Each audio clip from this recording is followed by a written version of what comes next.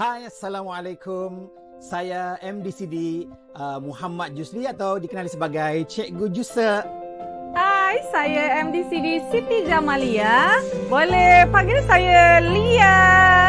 Dalam perjalanan kita berjuang ni, bila sampai satu tahap sebenarnya kan kita dah tak rasa cabaran tu menjadi satu cabaran lah kan. Jadi apa yang saya nak beritahu kepada anda yang baru bermula dalam perniagaan Healthy Way ni, cabaran yang selalu berlaku kepada orang baru ialah penolakan, ya. rejection. Alah apply, saya 10 orang saya jumpa semua tak nak. Dah tak nak buat. So sebenarnya apabila kita ada mindset yang betul, itu sebenarnya bukan cabaran.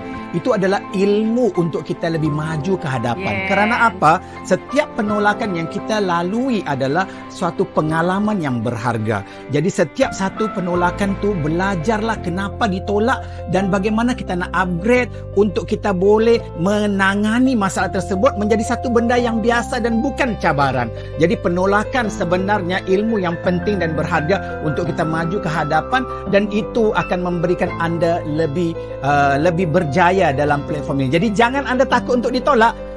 Sebab apa? Orang kata macam ni, you say no, I say next. Itu yang paling penting. Itulah mindset yang kita perlu tanam. Betul. Kami sentiasa bersedia untuk all out. Anda pula bagaimana?